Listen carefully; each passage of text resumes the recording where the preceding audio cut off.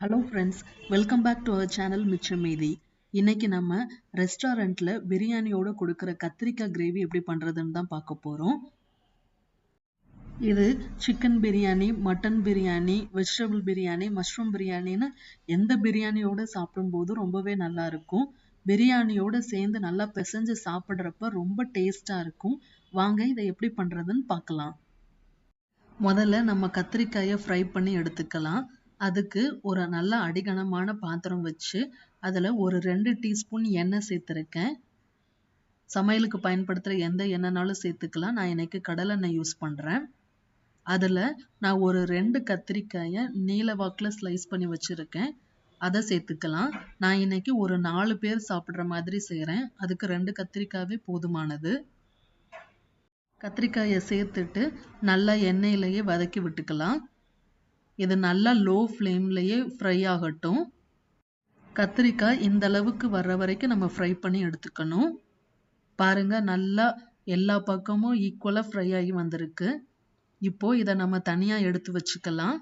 நல்லா ஆறட்டும். அதுக்கப்புறம் நம்ம மிக்ஸி ஜார்லேயோ இல்லை கையிலையே கூட மசிச்சு விட்டுக்கலாம். இல்லைன்னா நீங்கள் இடிக்கிறதுல கூட இடிச்சு எடுத்துக்கலாம். அடுத்தது அதே பேனில் எண்ணெய் எதுவும் சேர்க்காம 1/2 டீஸ்பூன் மிளகு, 1/2 டீஸ்பூன் வெள்ளை எள்ளு சேர்த்து நல்லா ரோஸ்ட் பண்ணி எடுத்துக்கலாம். எள்ளு நல்லா வெடிக்க ஆரம்பிக்கும். நல்லா வெடிச்சதுக்கப்புறம் ஒரு பெரிய சில் தேங்காவை சின்ன சின்னதாக கட் பண்ணி வச்சுருக்கேன். அதை இது கூட சேர்த்துக்கலாம். இப்போ இது எல்லாத்தையும் சேர்த்து ஒரு 2 நிமிஷம் நல்லா ரோஸ்ட் பண்ணி எடுத்துக்கலாம். தேங்காய் கலர் மாறணுங்கிறது இல்லை. வறுத்ததுக்கு அப்புறம் இந்த 3ஐயும் ஆற வச்சு பேஸ்ட் பண்ணி எடுத்துக்கலாம். இப்போ நம்ம கிரேவி செய்ய ஆரம்பிச்சிடலாம்.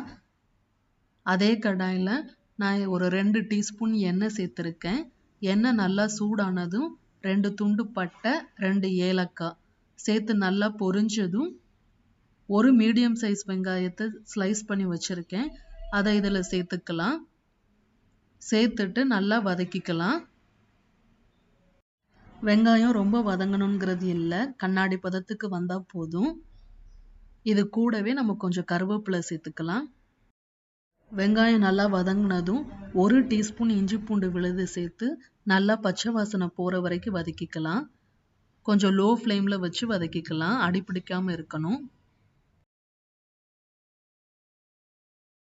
இஞ்சி பூண்டோட பச்சை வாசனை போனதுக்கப்புறம் ஒரு மீடியம் சைஸ் தக்காளியை நல்லா பொடியாக நறுக்கி வச்சுருக்கேன். அதையும் இது கூட சேர்த்து நல்லா வதக்கிக்கலாம். தக்காளி நல்லா குக் ஆகட்டும்.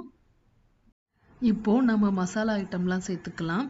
1/4 டீஸ்பூன் மஞ்சள் தூள், 1 டீஸ்பூன் சில்லி பவுடர், 1 டீஸ்பூன் தனியாத்தூள், 1/2 டீஸ்பூன் கரம் மசாலா.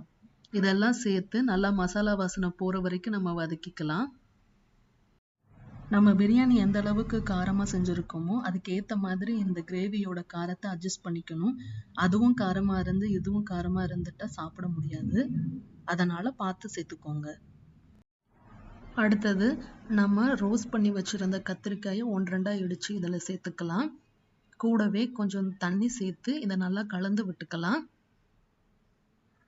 கத்திரிக்காய் இருக்கிறதே தெரியாத அளவுக்கு நல்லா மசிச்சு விட்டுட்டா கத்திரிக்காய் சாப்பிடாதவங்க கூட இதை சாப்பிடுவாங்க. ரொம்ப டேஸ்டாக இருக்கும். மிக்சியில் போட்டு அரைச்சிட்டிங்கன்னா ரொம்ப கொல கொலன்னு இருக்கும். அதனால் இடிக்கிறதோ இல்லை கையிலேயே பிசைகிறதோ தான் பெஸ்ட்டு. அதனால் நல்லா பிசைஞ்சு இதில் சேர்த்துட்டு கரண்டி வச்சு கூட நல்லா மசிச்சு விட்டுக்கலாம். இப்போது நல்லா கலந்து விட்டதுக்கப்புறம் நம்ம தேங்காய் அரைச்சி வச்சுருக்கோம்ல, அதையும் இதில் சேர்த்துக்கலாம். சேர்த்து நல்லா கலந்து விட்டுறலாம். கூடவே கிரேவிக்கு தேவையான அளவு தண்ணி சேர்த்து தேவையான அளவு உப்பு சேர்த்து நல்லா கலந்து விட்டு நம்ம இதை மூடி வச்சிடலாம். நல்லா கொதிக்கட்டும். நீங்கள் வறுக்கிறப்ப வேர்க்கடலையும் கூட சேர்த்து கூட வறுத்து இதில் சேர்த்துக்கலாம். அதுவும் நல்லா தான் இருக்கும். நான் இன்னைக்கு சேர்க்கலை. ஒரு 10 நிமிஷம் நல்லா கொதிக்கட்டும். கிரேவியில் இருந்து எண்ணெயெல்லாம் நல்லா பிரிஞ்சு வரும். நல்லா கெட்டியாக ஆனதுக்கப்புறம் நம்ம ஓப்பன் பண்ணி பார்க்கலாம். பாருங்கள், எண்ணெயெல்லாம் நல்லா பிரிஞ்சு நல்லா கெட்டியாக கிரேவி வந்துடுச்சு. அவ்வளோதான், நம்ம பிரியாணி கத்திரிக்காய் கிரேவி ரெடி ஆயிடுச்சு. இது கத்திரிக்காய் gothsuன்னு கூட சொல்லுவாங்க. பிரியாணியோட சாப்பிட்றப்போ ரொம்ப டேஸ்ட்டாக இருக்கும். நீங்களும் உங்கள் வீட்டில் ட்ரை பண்ணி பாருங்கள். உங்ககிட்ட கொத்தமல்லி இலை இருந்தால் நல்லா பொடியை நறுக்கி இந்த ஸ்டேஜில் சேர்த்துக்கோங்க. இன்னும் ரொம்பவே நல்லா இருக்கும். இந்த ரெசிபியை உங்கள் வீட்டில் கண்டிப்பாக ட்ரை பண்ணி பாருங்கள். இந்த வீடியோ பிடிச்சிருந்ததுன்னா லைக் பண்ணிவிட்டு மற்றவங்களுக்கும் ஷேர் பண்ணுங்கள். நம்ம மிச்சம் மீதி சேனலை சப்ஸ்கிரைப் பண்ணிக்கோங்க. நம்ம சேனலில் இருக்கிற மற்ற வீடியோஸ் பார்க்குறதுக்கு டிஸ்கிரிப்ஷனில் லிங்க் இருக்குது, செக் பண்ணிக்கோங்க. தேங்க்யூ.